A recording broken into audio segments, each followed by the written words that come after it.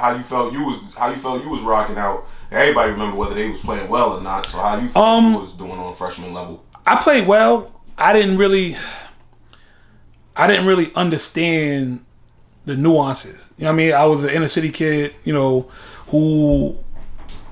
was raised in the hood, and we played a certain way. We got to it off the dribble, head down to the basket, stuff like that.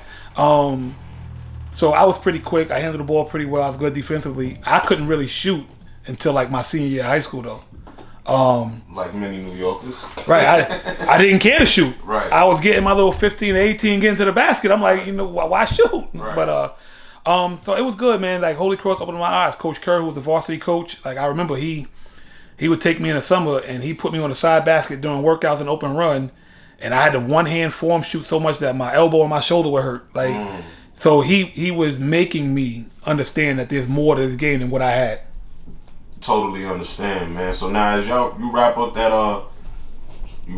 your freshman year, your first year of high school, your eyes are opening up.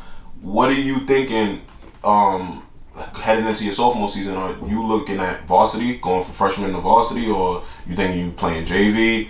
What do you? Oh no, I thought I had it made. I thought I was going straight to varsity. Like there was no ifs, ands, and buts about it. But looking back on it, when I was at that time, I was like, nah, there's no way I'm not on the varsity. But looking back on it, I get it, right? Because like I said, we had Andre Ulrich who went on the pit, and then we also had Pete Lamantia who played at Princeton. So those two guys were playing 32 minutes, right? So looking back at it, it's like, all right, why am I going to move an underclassman up if he's not going to play? And that's a philosophy that I have now. I'm not moving any underclassman up because you need to be on the court to develop. Right. So I'm guessing sophomore season you played JV. I did. All right. How did that experience go? JV level. It's funny. Did you feel disappointed at that time in your life? Disappointed? Honestly, probably yeah, or mad more so. You know what I mean? Like, I was a typical kid. Like, why am I not playing varsity basketball? Right. Not realizing, the adult coaching side of it, but I played JV. We had a solid year. It's funny. I played for Coach Gilvari, who's the head of the Catholic League. So it's funny how my life tied in with Ty's life, right? Yeah. So now he's admissions and a math teacher at St. Ray's, and he was Ty's freshman math teacher. So but I played for Coach Gill. Coach Gill was a player's coach. If you could do it, you do it. So I played for him. And like I said, we either lost to Talentine my freshman year and St. Ray's my JV year, or in verse. Got you. And y'all went far. I'm guessing y'all went far in that JV. Nah, this was like second round, maybe. Second round? Yeah. Okay. Got you. So now as that summer, as you wrapping up your sophomore year, what were you doing as a sophomore in that sophomore summer? Getting prepared now. You about to be an upperclassman. You headed to varsity level. Catholic League at that time, one of the best leagues in America, if not the best league in America. How would you prepare for that opportunity, knowing that it lies ahead?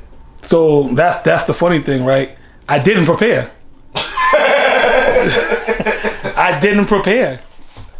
I was a young, confident kid who was like, all right, you know what? I'm next up. My time, right. I just continued. I didn't do anything different. I continued to do what I did. I didn't really work on my shot like I needed to come back. Because at the varsity level, I wasn't getting to the backboard like that. And I was so offensive minded that it hindered me my junior year. Because Coach Kerr was like, no, you're going to pass the basketball. And if you don't go to pass the basketball, you're not going to play. So.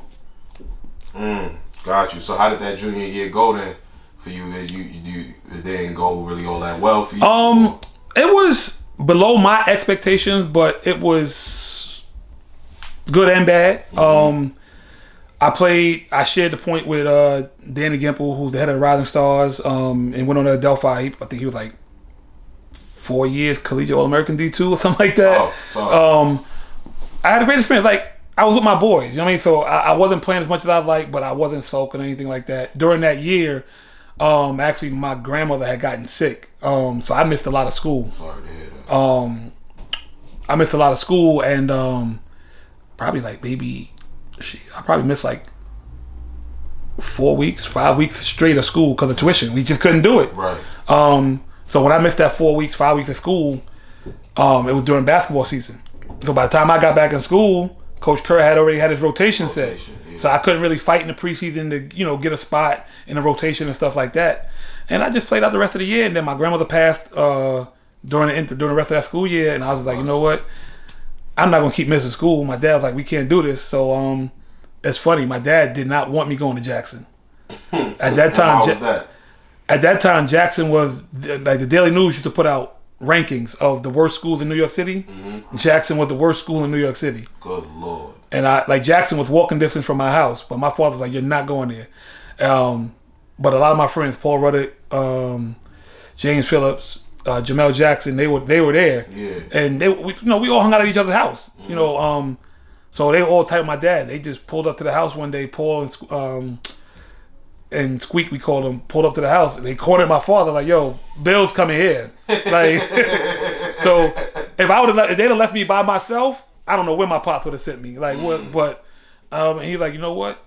All right, I'm gonna go there. Then once he enrolled me, I got that stern talk like, ain't nothing changed. You better not come in here acting different. So. Yeah. But it was good, man. Like I said, I went there. Coach Grammy started me. He turned me loose. Mm-hmm. I had a really productive senior year. Averaged about 18 a game. Nice. How far did y'all go as a unit? Wow. Now you're getting me tight. So it was quarterfinals? No. Second round, right? Second round, we beat Newtown in overtime. We weren't supposed to beat them. Mm-hmm. Went to the second round, and we're playing Walton. They had Kerry Thompson in them. Carlos Hines, Kerry Thompson, Monroe Pippins. So we're playing them at City College. We had them beat. we had them beat. Paul Ruddick and myself. We were cooking. Donald Spider, Spider. I've heard the name. Donald Harrison. Yeah. He was our big man, 6'7" on the team. Yo, we were cooking, and we were up 7 in the third quarter, and then we turned the ball over 4 straight times. We looked up. We was down, and that was all she wrote. Damn. And then it was all right. They was loaded. That team was loaded. Yeah. They went on to win the city that year, I believe. What graduating class are you? 93. 93, I think so. Yeah. I think they beat Lincoln that year in the city championship. Got you. So how many like D1 and D2 dudes y'all had on y'all squad that your senior year, or dudes who went on to be or whatever have you? Not many, man. Not many. Paul Ruddick was all city. I think he was supposed to go to LIU, and then Coach Haskins. That might have been the year that Coach Haskins stepped away. So he went to Dowling. I went to Stony Brook. Spider went to, I forgot what junior college Spider went to, but we had kids. We had local kids, man. We had kids from that St. Albans, Cambria Heights area. Got you.